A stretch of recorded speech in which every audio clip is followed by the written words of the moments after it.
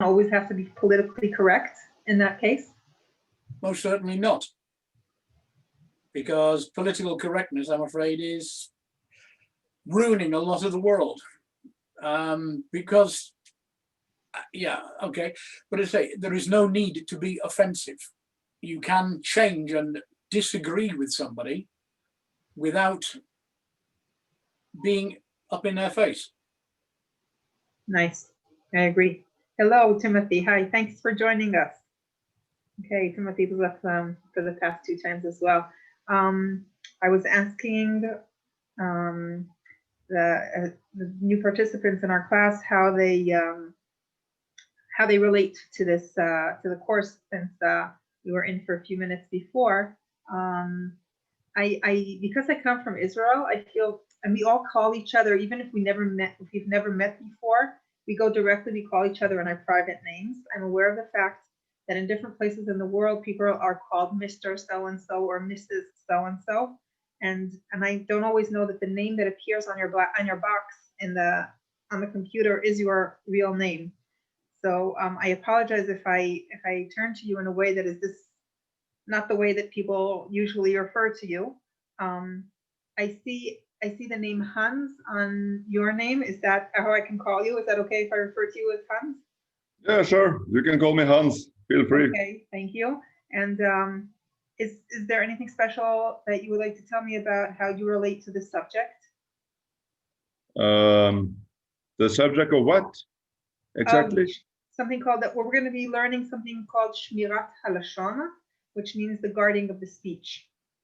How to Guarding of the speech. Yes.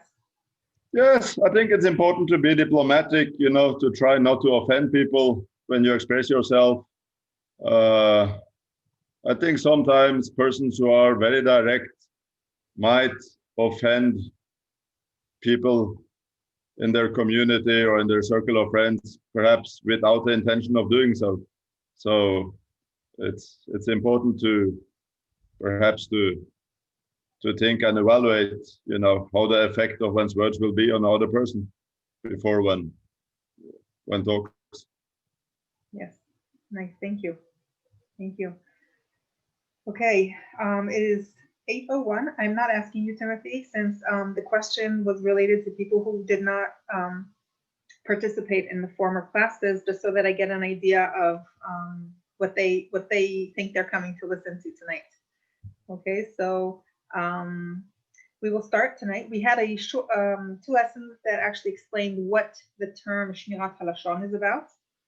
Shmira means to guard or to take care of. On the negative, to guard the bad from me, from keeping to me, and yet taking care of means adding good. Okay, so in Hebrew, the word shamar or shmira has 2 aspects in it. One of them is to keep away the bad, and the other one is to add good. And lashon is a tongue, but it's also used as the general speech. So when we're guarding and taking care of our tongue, we're guarding the way we speak. And we spoke about 4 different types of bad language, so to say. Timothy, do you remember them? Well, yeah, there was like gossip or like dust of evil speech or something like that. Good. Very good. And then there was like talking bad about somebody, and also that was truthful, and making something up. Excellent. You're a good student. Yeah. Very good. You remember everything. Right. So we were discussing that bad language is actually truth. The bad tongue is saying true things. It's not lying. When we say things that could be good evening. I see we're being joined by another friend. Hello, hello. Nice to have you back. Hello to all the new joiners. I'm just making a short reference to things we spoke about last time. We spoke about the 4 parts, the 4 different types of speech. As Timothy said before, it's true. The bad tongue would be correct facts, not lies. For example, look how much weight she's gained since last time we've met her. That's true. She did, but that's something that we wouldn't say. It could be spreading bad rumors. So like, you know, she's the one that caused the whole thing to start, which is not true, right? Let's say just saying something that is not true about a person, spreading a bad rumor. That's a different type of bad speech. Then we have gossip, which doesn't really have to do with me saying something about something, but passing on information that was sent. For example, Ruth said to Debbie that she has been very lazy lately. So what do I get out of it? What's the point? I'm like a carrier of arguments or of hatred and passing them on, like coronavirus passer, right? Carrier, and just bringing it from person to person, like a merchant selling his merchandise just to keep busy with talking about others.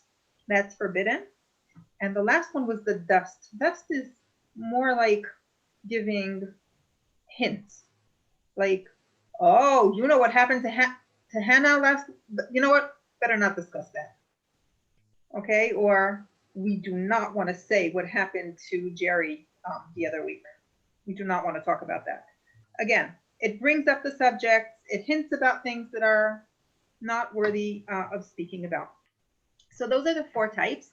And I would like to share with you, hello to all the new joiners, if I didn't say hello in the correct way. So I welcome everyone and I thank you all for joining. I'm going to share screen with you to a PowerPoint that I made for us tonight. So I wanted,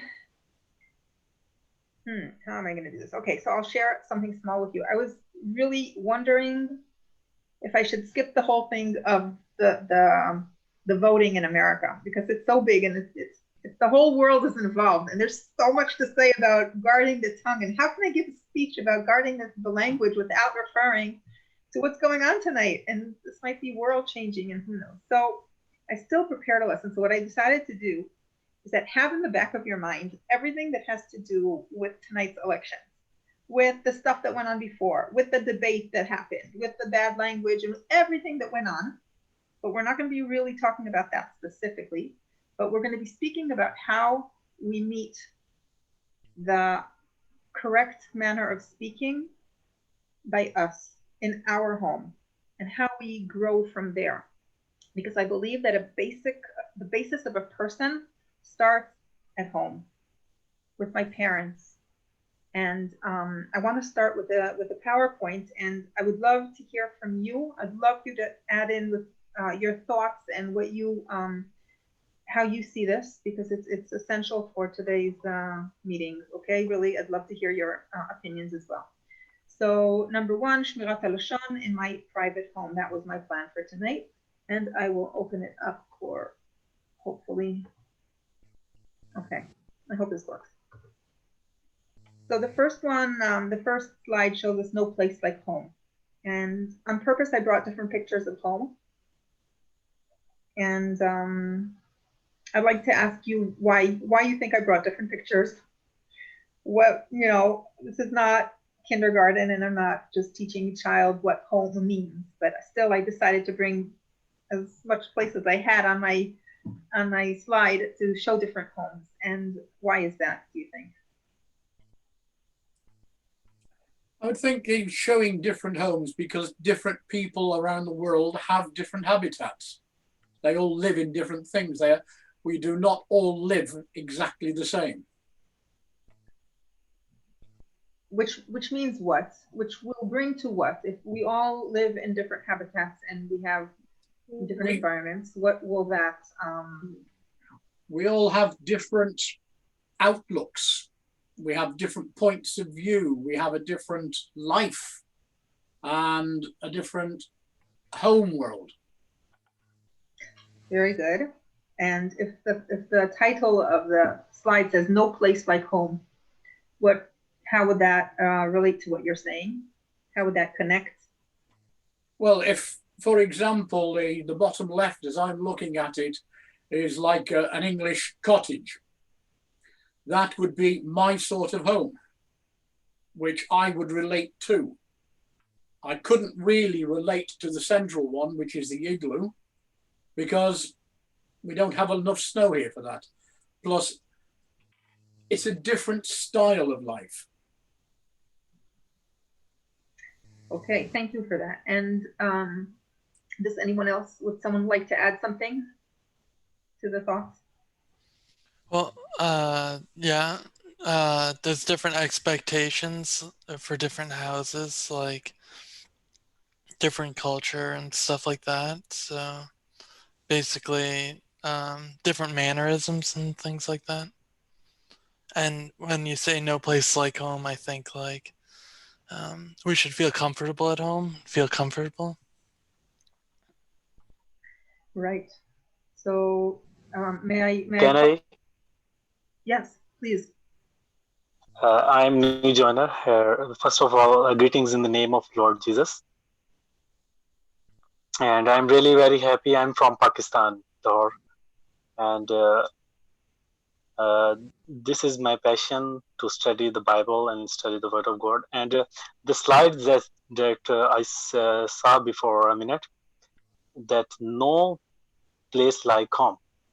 For example, I'm living in Lahore city, and there is many structures of home. And where I am living, you can see, for example, it's a roof. I like my house so much. I'm afraid we can't hear you now. Something happened to the sound. We can't hear your voice. I'm saying that Oh, yes. really there is no place like home. For example, if we are going to somewhere and we stayed at a night, and we will not feel comfortable, and will not feel satisfied. But when we will sleep in our home, and when we take any activity and give any activity, and we will feel satisfaction, and we will feel uh, that there is no really place like at home. Okay, and hearing that from you and hearing that from Mike, if I might call you by your private name, I hope that's okay with you. And from Timothy as well, anybody who said that our home is, even though it's different, it's a home for us, it's our way of living, realizing that every person in every other place feels that way about his home. So as much as we're different, we all have the feeling of our home, this place that there is no other like it. And even though we're different, we share that each person has that place called home, and that ties us together, right? That's something that we as human beings can connect to. The basic that each person has this base called home, and there's nothing else in the world that is like that place. So I think that's one first point that I felt is important. So then I asked, what do I mean by home? Right? So we, one of you said that in the home, I don't remember, one of you mentioned something. Well, let's talk about the points. And then, so a home is a place that I would expect to feel safe, and I'd like to feel comfortable in my home, and I would like it to be a place where there would be trust in it, right? So if I began by asking you to think of the politics that are going on tonight and to think about my private home, so I want you to think about the elections and a big home, a universal home as well, not only my private home at home, but something bigger outside there, maybe a country that we're trying to think of as a country that's my home, right? Like if you live in Pakistan, or you live in England or in Germany or anywhere else, our country is our homeland. So we would want to feel at home in our own place. So I think that when we're talking about safety, comfort, and trust in my own private home, we would hope to have that as well in a public home, in a country. Is that something that you agree with? Is that okay to say, or are there different thoughts about this?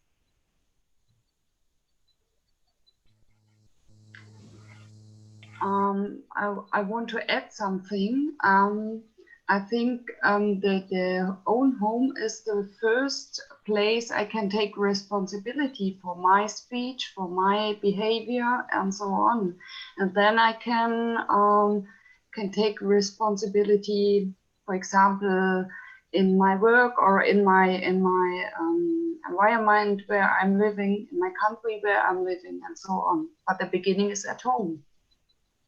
Absolutely. It all starts from home. I tend to agree with you 100%. So a home is in the emotional aspect. I need to be respected at home, and I need to be loved at home. And a home is a place to grow, a place that enables a person to grow and become more of what it is, to help him reveal what's inside him and his potential, to let the potential open and increase and become a full person, God willing.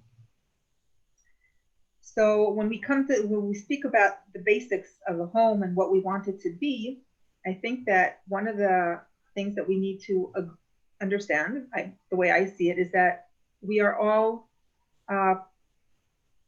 partners in that, which means any person who is in the home takes part in doing this. It's not only one person's responsibility, as you said before, that it's a person takes responsibility at home, but anyone who lives in this home is a partner to this thing called home. And I know I can relate to the fact that enough that mom is annoyed for the whole house to get into tension, or if one kid has a bad mood, everyone is affected. Do you agree with me? Did you ever sense that it's enough for one of the people to get into a crazy mood, and that's it? Nobody's happily ever after there. It's not going to be good. And vice versa. If someone is in a great mood, it also influences us. So if we want to make a positive home, these are some points I put up that I thought might be helpful. I'd be very happy if you had other things to join in. So first of all, being a positive, supportive partner. And a partner could be to my spouse, or it could be as a partner in this thing called home, family in a home. And then just like being positive means, what is it? What do I mean by positive? Yeah, like encouraging and supportive, like helping people grow and become better. Okay. So it, like before, Mike said, it doesn't necessarily mean we have to agree on everything. But if we look at the positive, even in the disagreement, seeing his point that might be a positive point in what he's saying. Maybe we disagree, but it's okay to think differently, and we can be supportive of his point and discuss things. Then we are still partners, and we are not. In Hebrew, there's an expression "ishbor et hakelim," which means to break the dishes. Is when we we smash. That's it. There's nothing to talk about. There's no communication. We don't want that situation. So by being positive and seeing the positive in their side, even if I disagree, at least I give them the option to be who they are. I'm not cutting them off. So being a positive role model is the next thing. Even if I'm not the only role model, definitely if I'm a parent, for sure. But even as a child, children can be positive role models. But as the head of a home, so much more do I need to be a positive role model. I would want to provide guidance where necessary for the rules of the house, and setting limits for the things that I don't want to happen. That, up to here, that's it. This is not going to happen. This is my limit, and for educational means or for anything else. So we're talking about a home, and if we look at this in a political eye, right, in a national being, so we are all partners in a nation. And we want to be positive to each other in order to make a positive home. And we want to be able to support each other as a nation. Someone who thinks very differently than I do once told me his wife said something. It was in a family dinner or something like that. I don't want to get too personal and tell too many details, but his wife spoke things that he totally disagreed with. Totally. So when she finished speaking, he said, I totally disagree with you, but I will fight till my last breath to let you say what you think. Which means that, you have a right to talk, and I love you, and therefore I think it's important that you speak up and that you say what you think. I don't agree with you, not one word, but that's not the issue. So that's being positive, I felt. We want to be role models for each other, and in the family and also out there? How could we be a positive role model in a country? I'm a simple person. I'm not a prime minister. How can I be a good role model?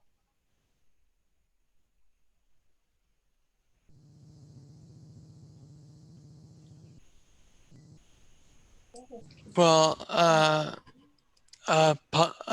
with the community that you're around, like the people that are around you and stuff in your circle of care, contact or whatever. In anything I do, if I act correctly, I'm a role model for a good behavior. Okay, and all of this is leading towards the next slide will be going into the language. Okay, so I hope you're not getting too edgy about this, but I feel this is the basics to understand why and how we form a close setting, that from there everything starts, and how we take responsibility at home close to us, and then we start with the language. So we're providing guidance of how to do things correct and setting limits to stop things from happening the way they should not happen. So let's take the guidance. If we're talking about the guidance of good speech, how do we know what we can say and what we're not going to say? Last time people asked, how do we say things, or how do we accept if someone wants to tell us something? How do I know if I can listen to them? You know, practical questions. What is it okay to listen to? What is it okay to say? So there are a few guidelines that we need to use when we come to say information. So when we're sharing information and we're warning someone for a good reason, and then it's okay. For good purposes, it's allowed. For example, for an educational reason, for prevention of something, or to give advice. So even if I have something bad to say, which is true, of course, I'm not allowed to say lies. Never, ever. Lies, total lies, are not something that I would do. Okay? So that's out of the equation.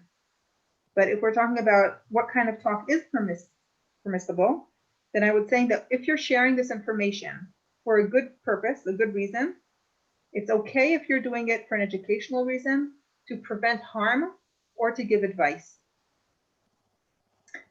And yet, even though these things are allowed, still it's not a good idea to turn them into a habit. To say bad things about others, it's not a good idea to do it as a habit. Okay, do you understand the difference between the first box and the second box?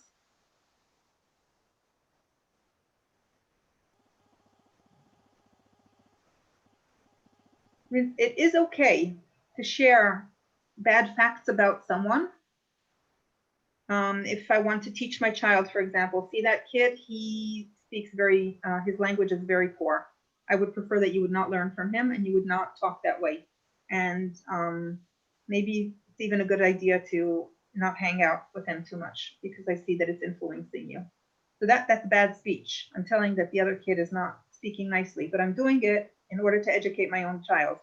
So that's okay, right? This person does things that are not okay. He might come into our house and pretend that he's a nice guy, but you should know to be careful from him. So that would be advice, or to prevent harm. So those are good reasons to say something that is not a good thing. Okay, but we do not want to turn it into a habit of just talking about these things over and over if they're not really, really necessary. And these would be the limits. So a kind of talk that leads, the bad speech, or Lashon Hara, leads to separation between people.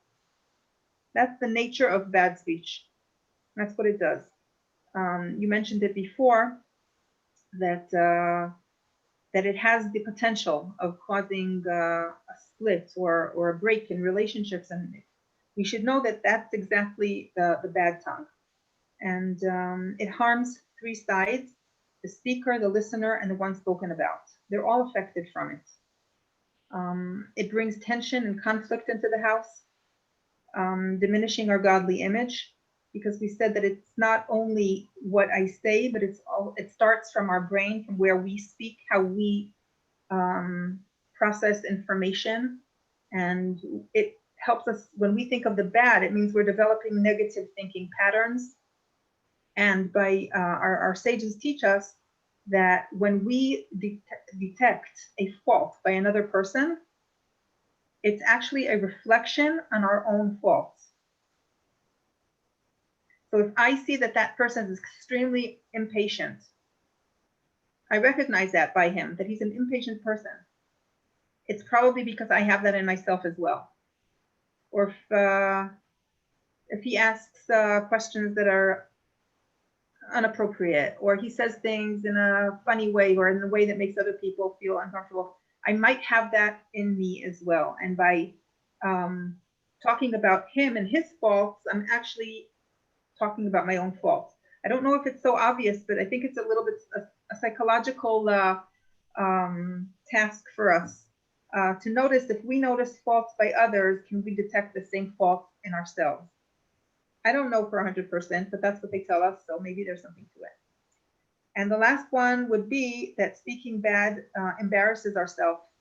And I saw this somewhere. It wasn't very attractive, but I thought I would bring it in because and ask how you think about this. It embarrasses you. Whoops. It's like a fly being attracted and sticking to open wounds. Why would they compare you to a fly when you go around talking about other people's faults?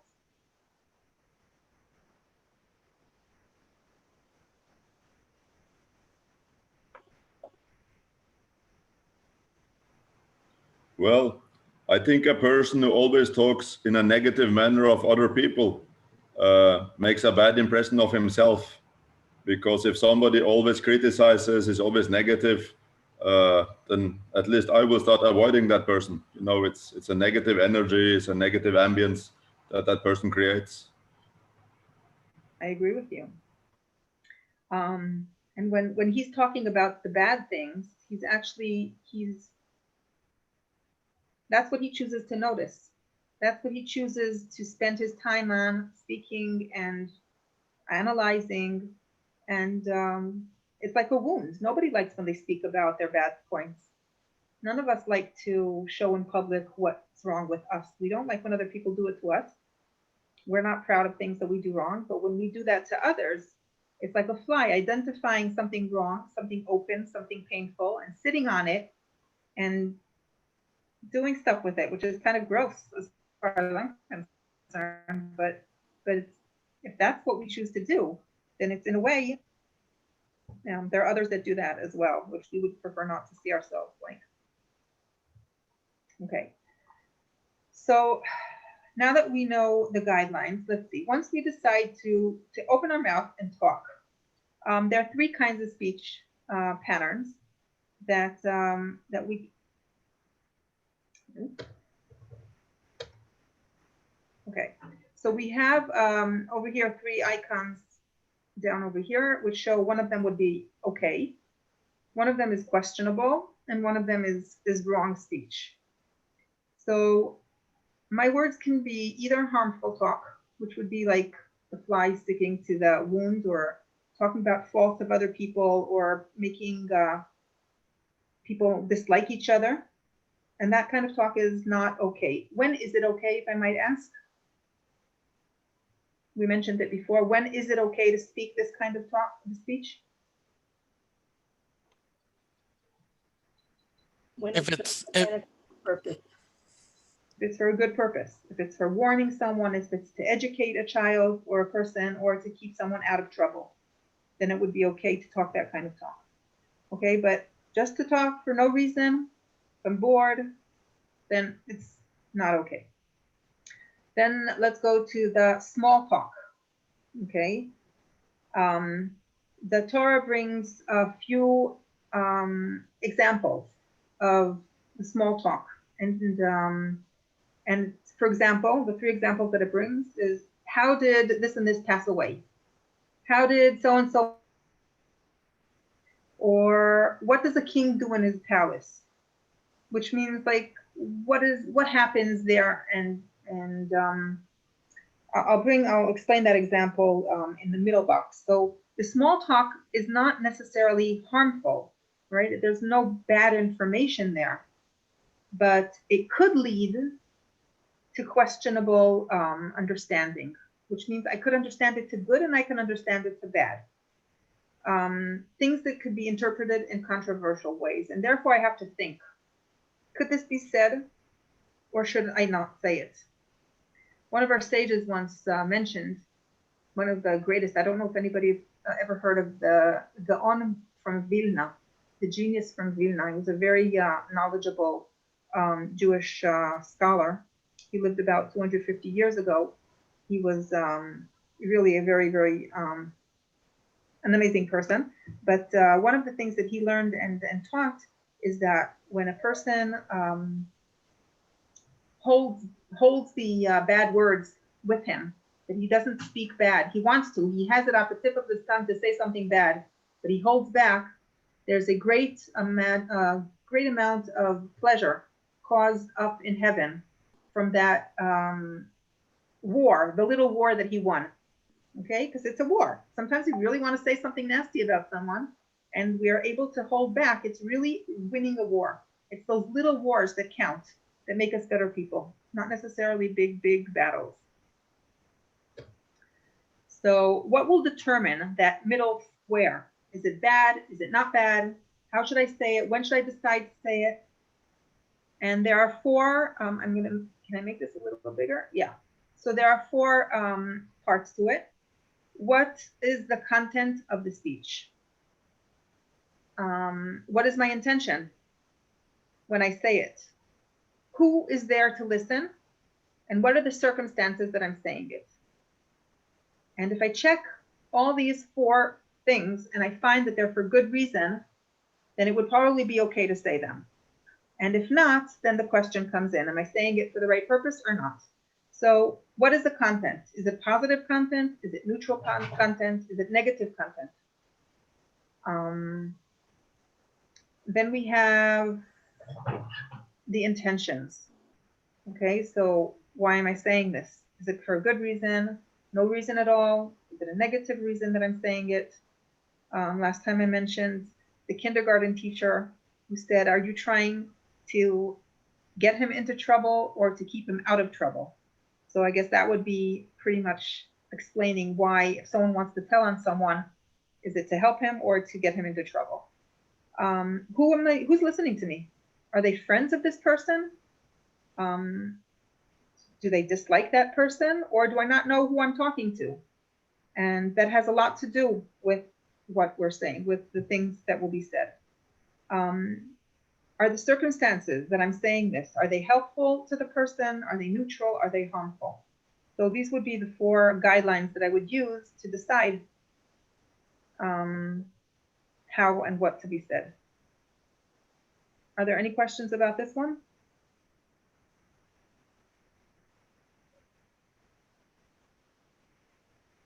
Okay, so I'm going to move on.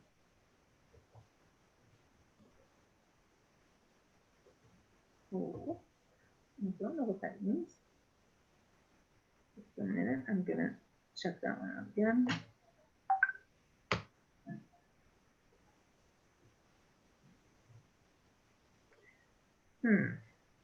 Okay, we're on to this one.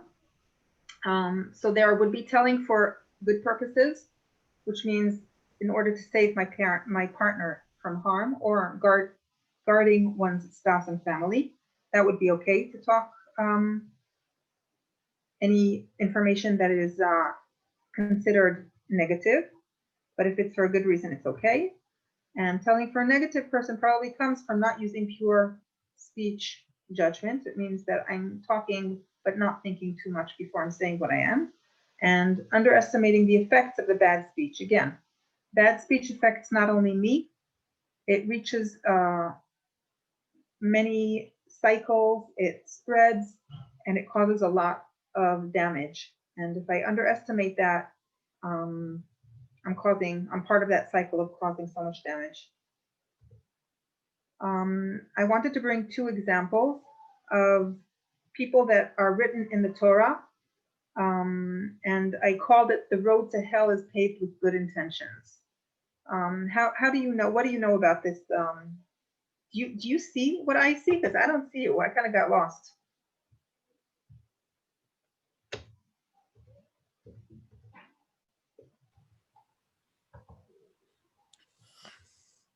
I don't believe I can't see the screen. That are you? Don't see my screen right now. No. Okay, We so- only see the images of each other. Okay, so I'm sorry, I lost you. I'm going to get back into the PowerPoint. Okay, I got you again. I'm sorry. This is, okay, so again, this was telling for good purposes, and the other one was telling for using the bad judgment. And this one is "The road to hell is paved with good intentions." This is a saying. Have you ever heard of this saying? How would that happen in speech? If we're relating to speech, how could this happen? Could you give me examples from daily life?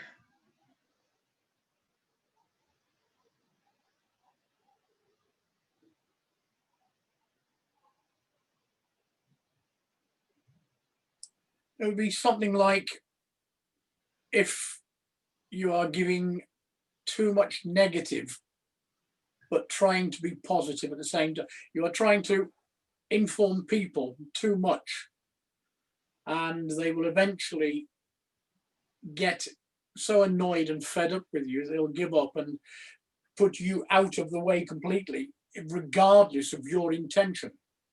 If you have the good intention to try and warn them, they will send you away because you have overdone it, overstated it. You must have or know of moderation. I agree. It's the way you do it. Very good. Any other ideas? How could you get into trouble if you're trying to do the right thing?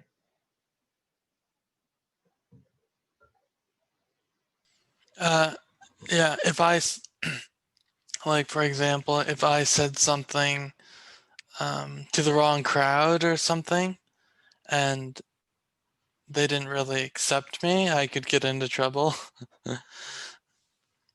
Yeah. even if it had good intentions, like, but No, I agree with you. You're saying good things. Both of you said important things. Any other ideas of how Good intentions, yeah, in moderation, and also the timing. Sometimes we don't get the timing right. You may want to say this to this person and like right away. No, they have to hear it right away. No, it's the timing is so important. Anyways. Absolutely. Very good. So many times we come with very good intentions, with a lot of hope that we can change things, but things somehow go wrong. And the two examples that brought in the Bible, one of them is of Yosef, who told on his brothers. Our sages tell us that he saw his brothers eating animals in a way that was not permissible. One of the Noahide mitzvot is to not eat an animal when it wasn't killed before. You're not allowed to eat a live animal, right? And it teaches patience. It teaches that it's not what I want when I want right now. We have to do things that are not harmful to others either. So this is a midrash, which means it's like an interpretation that Yosef sees his brothers eating flesh that was not appropriately taken, and then other sages explain how that was possible. But whatever, he goes ahead and he tells his father about his brothers. So that gets them very, very annoyed. So he had good intentions. What were his intentions?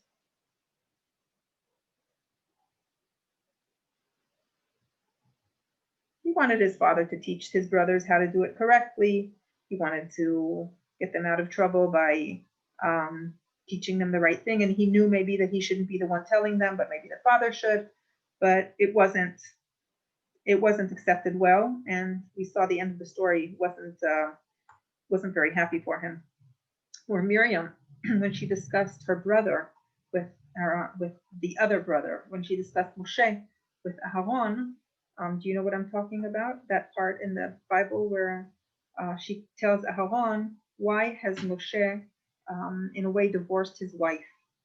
So Moshe comes into a situation that he has to constantly be pure, in a pure state, and therefore he needs to separate himself from his wife, so he is always available to talk to God. So Miriam says to Aaron, we're also prophets.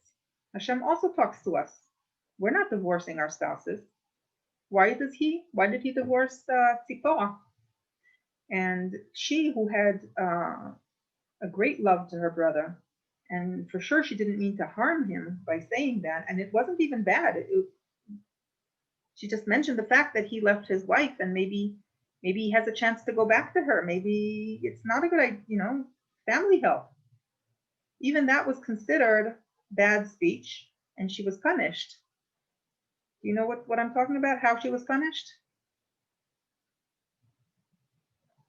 So the Bible says she had leprosy. She got spots on her body, which was the Bible punishment to speaking bad language. So people who spoke bad language, they got a skin disease that wasn't, it appeared physically, but it was a spiritual disease, right? So it's an interesting concept of doing something wrong and speaking something wrong, and it affects our body.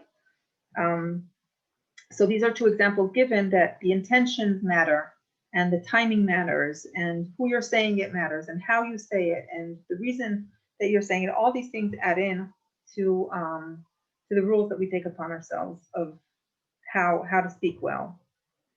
The last, no, I'm going to skip that one. The last one would be more for you. I would like to be able to discuss some practical things. How do we actually use these guidelines in our daily life? So if someone needs to tell me something that is bothering him, sorry. Okay, they had a bad day in work. Their boss wasn't treating them fairly. Something came up. It really bothers them. They want to talk about it. How am I, as a listener, or if it happened to me, how do I go about expressing this? Is it okay to come home and tell my wife about it? Is it okay to listen to it if she wants to come and tell me? What do you think? Okay. If tomorrow this happens to you, according to what we learned now, how do we cope? As a married man, and I think that's part actually of my duties as a husband to my wife, is to listen if she has a problem. A problem shared is a problem halved. And that is, to me, part of our life. It's confidential. Yeah, well, yeah, but it is inside the house. It is between the two of us, or the children if they were still here, who would hear it. But it is not for us to go out and broadcast it to the whole world outside. Very good. I like, because what you were explaining, the process that goes in to allowing you to listen or allowing you to talk. You're saying, I'm a husband. This is my relationship with my wife. She needs my support. This is something that I, as a husband, am interested in giving her. This is part of our relationship. This is not just to babble around, but this is an emotional necessity. And therefore, I am going to listen to her and give her the support necessary. Those are all the right reasons that you mentioned for this to be permissible talk. Absolutely. It's a two-way street, because if I have a bad day, I'm very sure that she listens whether she likes to or not. But yeah, it's life, isn't it? I could have the solution to what's been bothering him. So it's always good to listen, because you need help sometimes. Absolutely.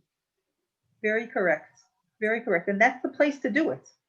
Because if we can't do it at home, then we go around talking about it to everyone.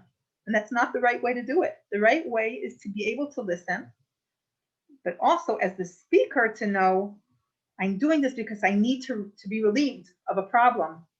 And I'm not just gonna spill it out now to everyone. If I'm spilling it out, it's to my wife who can help me, or to my husband who can help me. And this is where it's starting, this is where it's gonna end.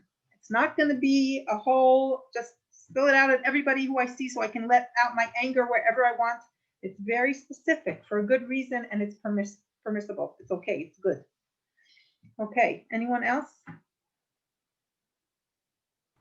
Any other ideas about if someone wants to come to you, a friend or I something? also think when one takes problems from the workplace home and talks about them, one should be careful not to make those problems an obsession. Because I have observed some people that take problems from their workplace home and they talk about it with their spouse, their children, day after day. And I think sometimes it can become tiresome for the other family members, because sometimes your family members cannot solve problems that you have in the workplace or at the place of study. You know, it's okay to lighten your heart, lighten your burden by telling other people about your problem. But one should keep in mind that sometimes your family members cannot help you to solve those problems. Correct. And even more, if I might say, that when you keep on talking about how they weren't fair to you, how they did something bad to you, after a while, people start thinking less of the person who speaks. Oh, I guess he really isn't doing so well. I guess he's not such a successful person. I guess people don't like him so much. How would that affect me as a friend or a spouse? To hear that about the person that I'm married to, or to hear about my friend that nobody likes him, that everyone's against him, that not, you know, if it's just for one time, not, I mean, I'm not just saying say it once and if the person has a problem, he needs to take off the burden and speak about it, it's fine. But again, as we said, it's not good to turn it into a habit. A habit means every day, a few times a day, right? We're not talking, if the person has 6 problems a month, he should talk about them. It's not good to keep problems inside, but as a habit of a manner of, yeah, that's part of my way of speech. I think that is not a positive thing to do. Thank you for that. Okay, someone asks me a question about a common friend. How do I go about dealing with that? Is that a permissible speech pattern? Is that not okay? You remember the 3, the harmful, the small talk, and the questionable. It all depends on the question and the purpose of the question. If it's relating good news, or asking about good news, or asking about a situation where the friend might need some kind of assistance, or is it more of a prying kind of question, or is it advice, asking for advice about a person? There's many, many, many things to look into when you're getting asked a question about a common friend. You're right. So would you say that this is a type of question that could be problematic? It could be problematic. Yes, of course it could be problematic. You know, any question that starts with "Did you hear about?" is often problematic. You never know where the person who's talking to you is going with their conversation. Right. I think that people who start thinking in these manners of guarding their speech, they grow they grow tentacles. It's bad speech tentacles that a person starts asking a question and the person gets uptight, like, uh-oh, here it comes. Please save me from this. Like, this is not gonna be good. We learn how to listen between, to fine tune into the intentions. And so if I need to ask you a question about a common friend, or you need to ask a question, right? Would you be able to give me a piece of advice of how to go about doing it in a way that would be okay? Could you think of a way for it to be permissible to get advice, to get this information? It all depends on the purpose. Right. So let's say I want to get information. Do you know about so-and-so's, like, I heard so-and-so's getting a divorce is a lot different than I heard so-and-so engaged, her son got engaged. Right? There's a big difference between those two sentences. One is looking into someone else's problems, and you can't do anything about it if the person is getting a divorce. And the other side, you have someone who wants to share good news. Right. So it's a matter of what is what's appropriate, and knowing all the other things that we've already talked about, the intention and the content and the relationship and all of those things go into, is this something that I can discuss or not discuss? If someone asks me a question that I don't want to answer, I can always say, I really don't know. Or I can say, well, we both know her, so go talk to her instead. Ask her directly, because I'm not going to get involved between the two of you. Right. I remember once I went to ask about this person to check out, maybe he would be good for my friend, or as a match to go out with him. So I went over to a common friend and I said to her, can you tell me about this guy? So she was like, why would I do that? And at that moment, I thought to myself, I should have said, I have a friend who might be good for this guy. Could you please tell me about him? Could you tell me, because you're his friend too, could you tell me what he's looking for? So by letting someone know your intentions before, you're enabling a clean talk, which is it's a guideline. You're not risking by saying, tell me about, oh, he gets angry so quickly. So no, I need to know, is he strict about timelines? Is he lenient about vacations? So specific questions help us get specific answers and not get into trouble. Okay, that's a guideline. Okay, for our last one, someone needs information about a potential business partner. How would we go about doing it in a way that would be unharmful?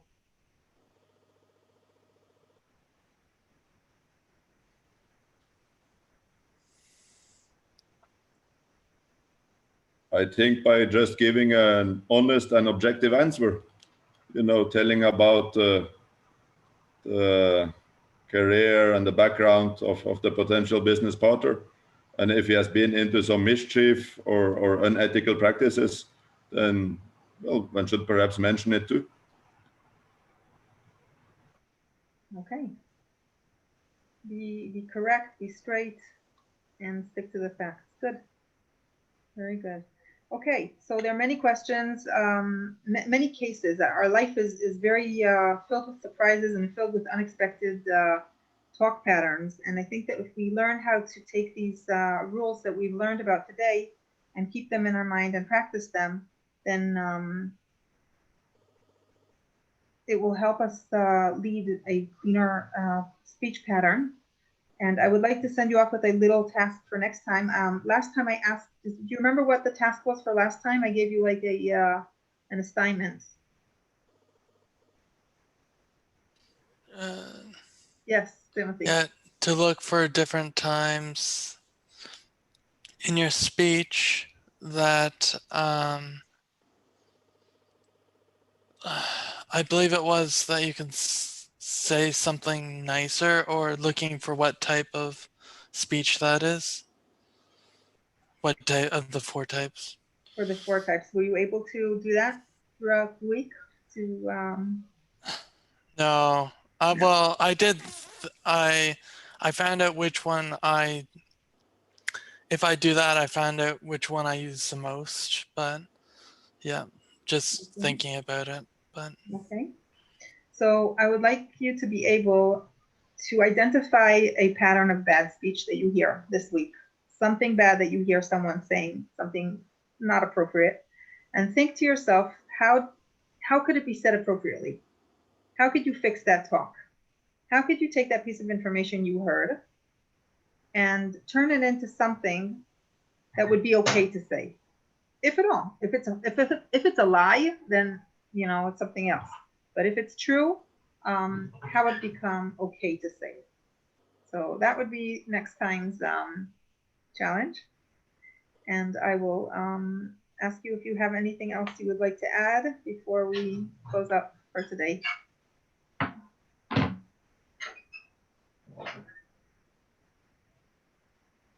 Okay, then thank you very much, everyone, for coming and attending. And I will have the same time next week. The class will be taking place. Thank you very much, everyone. Excuse me, I want to say something. Yes, please. Please keep remember our country in your prayers. For first prayer that I want to tell you that in Karachi, in our country, there is a little girl, 13 years old, and that girl is forcefully converted from Christianity to Muslim, and a 45 years old man forcefully married with him, and by the grace of God, the judge announced that we will give you justice according to the laws and rules. So judge declared that I will captive that 45 years old man. But please keep remember this in your prayers, that girl and her family, that God save that girl in His arms. Please, thank you. Thank you for that. So we will meet next week, God willing. All the best, and thank you, everyone, for attending. Thank you so much. God bless you. Bye-bye.